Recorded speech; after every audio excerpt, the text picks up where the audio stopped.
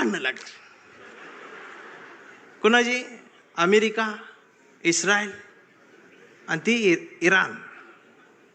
आणि माझा दौरा रद्द. इमानच उडत नाही म्हणे. अजून काळा पडला. बर, भांडणं त्यांची, भांडणं दंगा इथं. हे सोशल मीडिया बघते, बघ आता अमेरिका असं करणार, इराण असं करणार, आता ट्रम्प काय ग बसतोय का, आमचं बी गेलंय, हे आलंय ते आलंय. 15 दिवस यांनी दंगा केला. जेव्हा यांच्या घरातला गॅस संपला,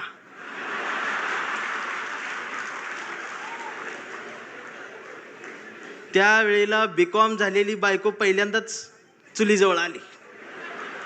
तिला काय चूल पेटना, मैंने युट्यूबवर चूल बघितली. त्या युट्यूबवर याला फुकणी गावली.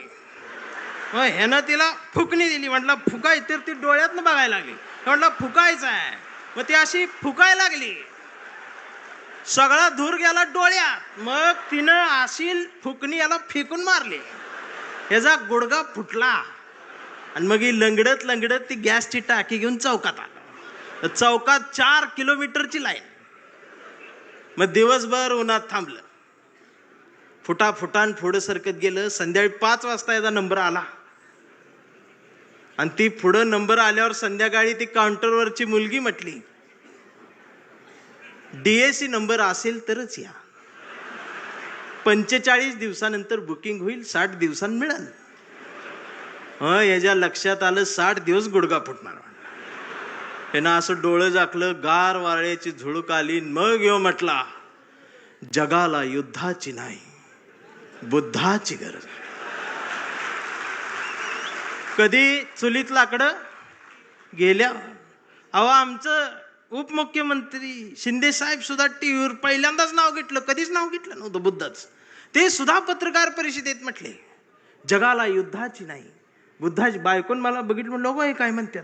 मी बघितलं तर ते खरंच म्हणत होते, बुद्धाची गरज आहे. मग मी डोकसं खाजवत म्हटलं, ह्यांच्या बी घरातला गॅस संपलेला आहे.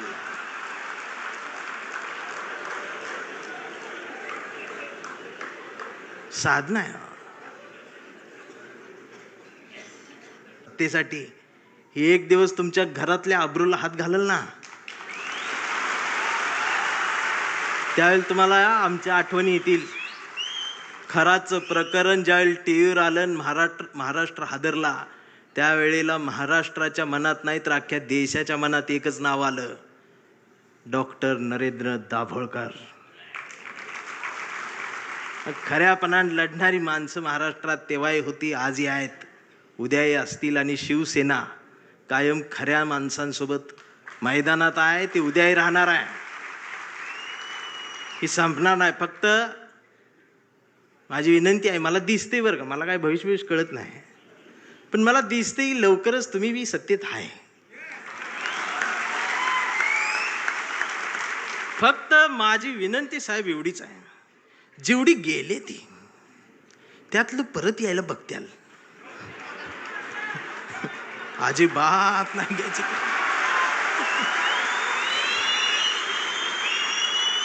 पाया पडतेली येऊन. त्यांचं दुःख आहे हो, त्यांना तुम्ही शिव्या देऊ नका. मला माहित आहे, दररोज उद्घाटन करतात, दररोज सत्कार करतात, पण घरी गेल्यावर दार लावून रडतात. हे मग तर मलाच माहित आहे, दार लावून साहेबांचं नाव घेऊन रडतात. मी म्हणतोय त्यांना, मी येऊ खांदा द्यायला नको. मी काय भीत नाही, सत्तेला भीत नाही, पण मी एवढा आहे, मी माझी कविता घेऊन आलोय.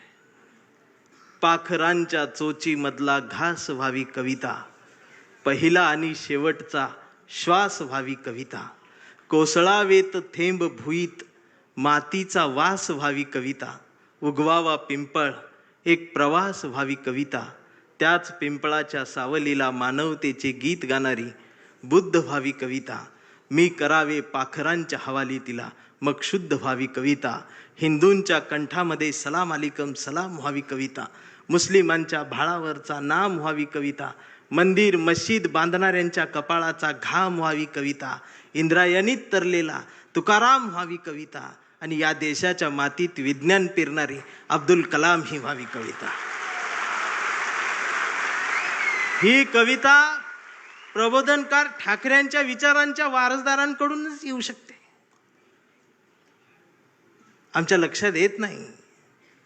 आम्ही कुणाजवळ जाऊन बसावं आणि कुठून उठून जावं, ह्याला ज्याला जमलं त्यालाच आयुष्य कळलं.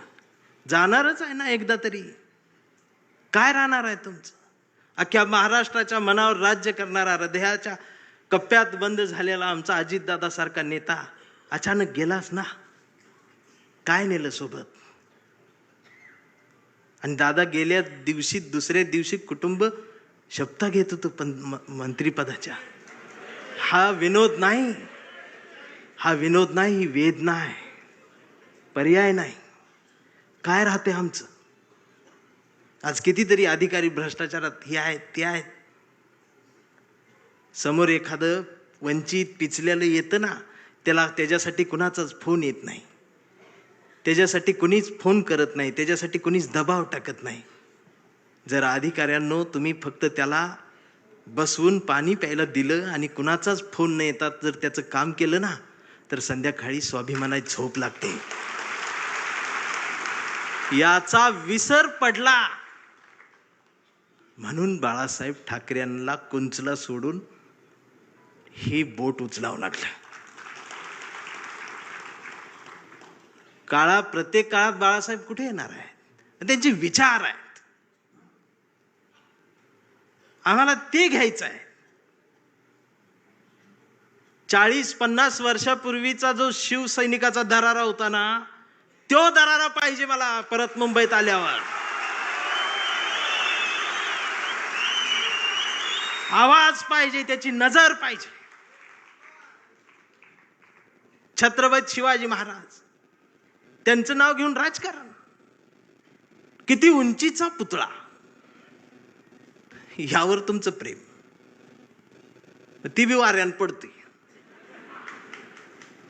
आणि मग ती तुकडे होऊन पडतात आणि मग ही आमची लगेच रडते. महाराज, पुतळ्यात महाराजांना बघायची सवय लागली. हेच झालं ना आमच्या महापुरुषांच्या बाबतीत. अगदी 4-5 वर्षाસુધી महाराष्ट्रात सकाळ आली, शुभ शिव सकाळ, भगवा झेंडा आला असा. मी डोकसं खाजवत म्हटले, ही सकाळ कुठनं आली? म्हणजे आता महाराज येणार, उठा, आपली सकाळ झाली. मी कुणाला तरी चिडवण्यासाठी होती. मग दुसऱ्यानं बघितलं, ते म्हटलं त्यांची झाली, आपली कधी? हे म्हटलं कर आपली. मग निळा झेंडा, शिव भीम सकाळ, 11 वाजता. शिव सकाळ, भीम सकाळ, शिव सकाळ, भीम सकाळ. मग तिसरा एक जागा झाला, म्हटलं आमची घ्या, पिवळा झेंडा, शुभ लहू सकाळ. या सकाळ आल्या. पाया महापुरुषांच्या पुतळ्याजवळ त्यांचं दुःख आहे हो, त्यांना तुम्ही शिव्या देऊ नका. मला माहित आहे ही पुतळ्याजवळ वाढलेली मेंढरांची रोज उद्घाटन पुस्तकांजवळ येणार नाही, तोपर्यंत ह्यांना काय कळणार आहे?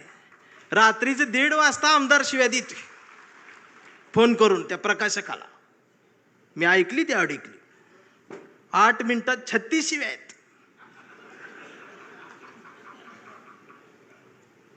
स्ट्राईक रेट काढला तर 400च आहे.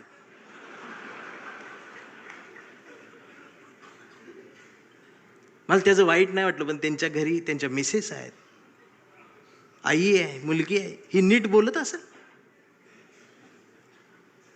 आणि बाळासाहेब असते तर मातोश्रीवर बोलवून 400च्या स्ट्राईक रेटनं.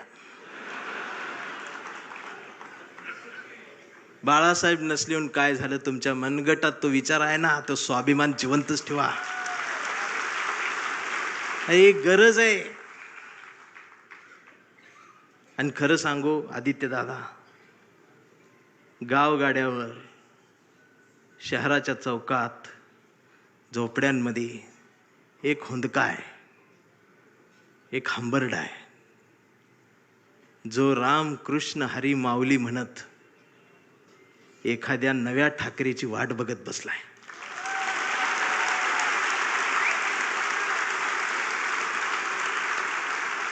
आणि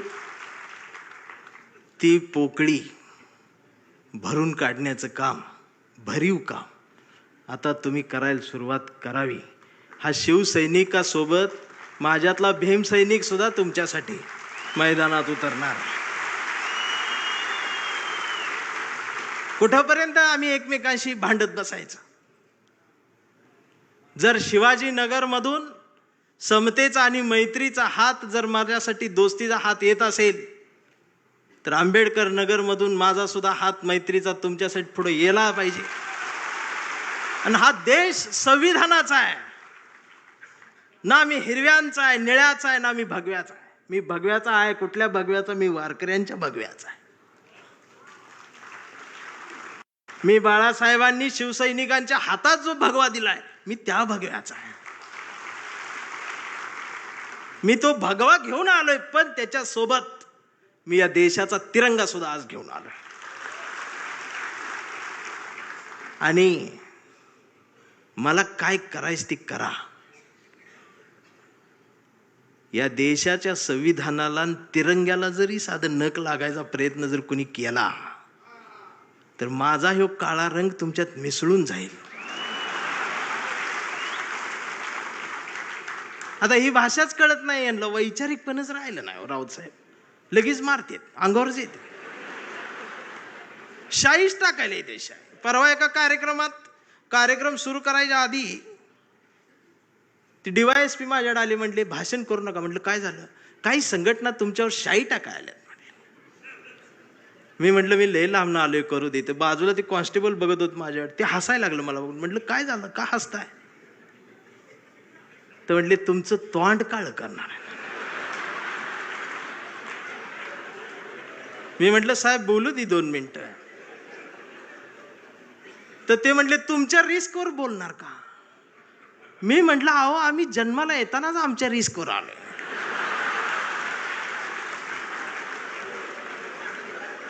मी भाषणाची सुरुवात केली, म्हटलं जे कोणी शाई टाका आलेत त्यांना विनंती एवढी आहे, म्हटलं तुम्ही चुना आणा, अजून काय काळ करणार. हे जी घसरण झाली आमच्या शहाणपणाची, मी या मराठी मातीचा सांगावा घेऊन आलोय तुमच्यासाठी की तुमची गरज महाराष्ट्राला आहे. आणि महाराष्ट्र फक्त तुमचा आहे. मी आता जास्त वेळ घेणार नाही, कारण आता डरकाळ्या ऐकायच्या आहेत. मी एक कविता घेऊन थांबणार आहे, ज्या कवितेसाठी मला साहेबांनी बोलवले. त्या कवितेत तुडवा ऑपरेशन आहे. कविता आहे कांबळे. आता हा कांबळे कुठल्या एका जातीचा नाही, हा कांबळे भारतीय आहे, हा कांबळे मराठी आहे, हा कांबळे अस्मिता आहे, हा कांबळे स्वाभिमान आहे, हा कांबळे काय काय त्रास होत जातो त्याची कविता आहे.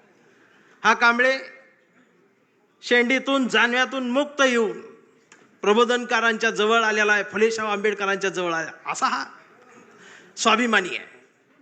की आमचा कांबळे लय हुशार, हे कधीच नाही रडला, नुसताच कांडला करून. कांबळे शाळेत गेला, मास्तरनं फळ्यावर सरस्वती काढली. कांबळे शाळेत गेला, मास्तरनं फळ्यावर सरस्वती काढली, पण कांबळेनं पाटीवर सावित्री काढली. मग मास्तरनं चिडून कांबळेला असा तुडवला, असा तुडवला, असा तुडवला, पण कांबळे नाही रडला, नुसताच कांडला करून. कांबळे वयात आला, विशीत आला, मिशीत आला, कांबळे गुलाबी झाला आणि तिच्या प्रेमात पडला. मग तिनं विचारली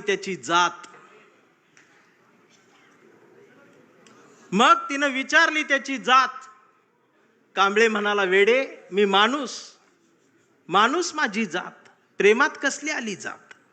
मग माणूस माझी जात म्हटल्यावर तिनं बरोबर ओळखली जात. मग तिनं बी कांबळेला असाच तुडवला, असाच तुडवला. पण कांबळे बी हुशार, नाही रडला, नुसताच कांडला करून. कांबळेचं लग्न ठरलं. घरचे म्हणाले मुहूर्त पहा.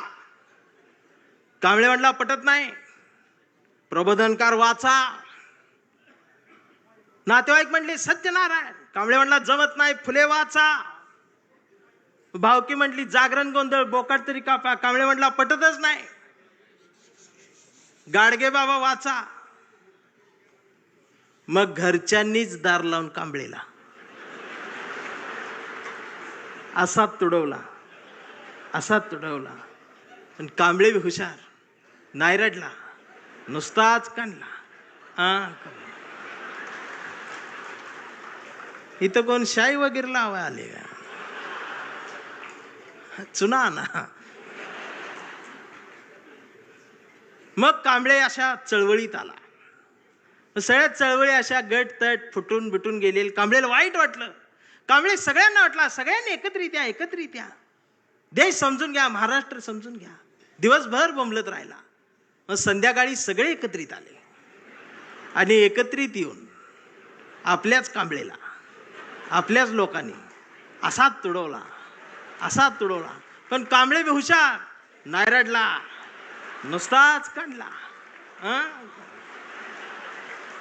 आणि आता कांबळे शिवसैनिक झाला.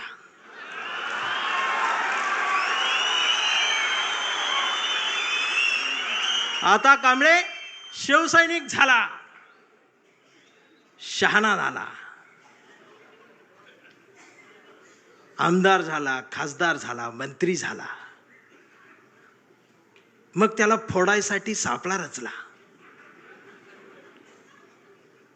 त्याला बुलवून बुलवून घेतलं, कांबळे नाही गेला. तो ऐकत नाही म्हणून त्याला मग जेलमध्ये टाकला. तिथं सुद्धा ईडीनं त्याला असा तुडवला. पण कांबळे तिथं बी नाही रडला, नुसताच कांडला. आणि असा भगवा फडकवत जेलमधनं बाहेर आला. अरे महाराष्ट्राच्या इतिहासातला सुवर्ण अक्षरांनी, सोनेरी अक्षरांनी लिहिणारा जाणार तो इतिहास आहे. तो शिवसैनिक ज्या वेळेला न झुकता बाहेर आला ना, तो नाद नाही आमच्या रावसाहेबाला, नादच नाही. आता कांबळे वयस्कर झाला. त्याच्या परवा ते सोशल मीडियावर येडं झालेले. ते सोशल मीडियावर कोण आहे, निसर्ग चित्र येतं, त्याच्यावर लिहिलेलं असतं 70% डोळे बारीक करा. हे बारीक करतात आणि त्याच्यात येतं स्वामी दिसले पाया पडते. तो 70% डोळे बारीक करून स्वामी बघणाऱ्यांची जमात वाढली साहेब. अजून 30% डोळे उघडे आहेत ना, ती सुद्धा पूर्ण बंद व्हायच्या आधी उघडा, नाहीतर खरात घरात घुसल. आणि असं बोलल्यावर मला मारती. परवा कांबळेच्या मुलानं मोबाईल बघत अर्धा डोळा बारीक करत कांबळेला विचारलं, डॅडा महाराष्ट्र म्हणजे काय डॅडा? स्वाभिमान म्हणजे काय डॅडा? प्रबोधनकार ठाकरे कोण होते डॅडा? फुले शाहू आंबेडकर कोण डॅडा? आणि शिवाजी महाराज खरंच जन्माला आले होते डॅडा? आता मात्र कांबळे पेटला. अरार म्हणला, गावभर पेरलं आणि घरातच नाही उगवलं. म्हणून त्यानं दार लावून पोरालाच असाच तुडवला, असाच तुडवला. पण चिरंजीव कांबळे हुशार, तो पण नाही रडला, तो दोनदा काढला करून. मग याच्या लक्षात आलं डीएनए मधनं ही डबल जात. विचार ही स्वाभिमानातनच द्यायला लागत असतात. आणि आता कांबळे वेडा झालाय. कांबळे वेड्यांच्या दवाखान्यात आहे. व्यवस्थेने त्याला वेडा ठरवलंय. कांबळे वेड्यासारखं स्वाभिमान म्हणतो, कांबळे वेड्यासारखं निष्ठा म्हणतो, कांबळे वेड्यासारखं संघटन म्हणतो, कांबळे वेड्यासारखं मराठी म्हणतो, कांबळे वेड्यासारखं भारत म्हणतो, कांबळे वेड्यासारखं शिवराय ते भीमराय सांगतो. पण डॉक्टर सुद्धा कांबळेला शॉक देऊन तुडवतायत. पण कांबळे नाही रडत, तो नुसताच कंथी करून. हा कांबळे जोपर्यंत जिवंत आहे तोपर्यंत शिवसेना जिवंत राहणार आहे. हा कांबळे जोपर्यंत जिवंत आहे तोपर्यंत बाळासाहेब ठाकरे, फुले, शाहू आंबेडकरी, मराठी माती, मराठी माणूस जिवंत राहणार आहे. एवढाच सांगावा घेऊन आलो होतो. जागर राहावा, दिवसा बी जागर राहावा, रात्री बी जागर राहावा. आणि पुन्हा तो दरारा मला पाहिजे. आणि आदित्य दादा, माझ्या कवठीमंकाळच्या मातीचं तुम्हाला सांगणं आहे की आता तुम्ही या मैदानात, म्हणजे तुम्ही तसं मैदानात आहेच, या माय मराठी मातीत ब्रँड म्हटलं जातं ना, ब्रँड, त्या ब्रँडला म्हणते शिवसैनिक, ओरिजिनल शिवसैनिक. थांबताना एवढंच म्हणेन, आभारांचे भार कशाला, सत्तेचे हार कशाला, मनात एक घरट बांधूया या शिवसेनेचं, या शिवसेनेच्या घरट्याला दार कशाला. झुळझुळत्या या बाळासाहेबांच्या झऱ्याला आपल्याही स्वाभिमानाचं पाणी देत राहूया. मिनमिनत्या या मासाहेबांच्या हृदयाच्या दिव्याला आपल्याही जगण्याचा उजेड देत राहूया. आणि जोपर्यंत ठाकरे घराणं आमच्या मनाला साथ घालत राहील त्याला आयुष्यभर असाच प्रतिसाद देत राहूया. मी राऊत साहेबांच्या स्वाभिमानाला वंदन करतो. तुमच्या सर्व शिवसैनिकांना मनापासून जय महाराष्ट्र करतो. थांबताना हुंदका दाटून येतोय. एवढ्या मोठ्या स्टेजवर, एवढ्या मोठ्या प्रबोधन पीठावर मला उभं करण्याची संधी तुम्ही दिलीत. मी आभारी आहे. धन्यवाद.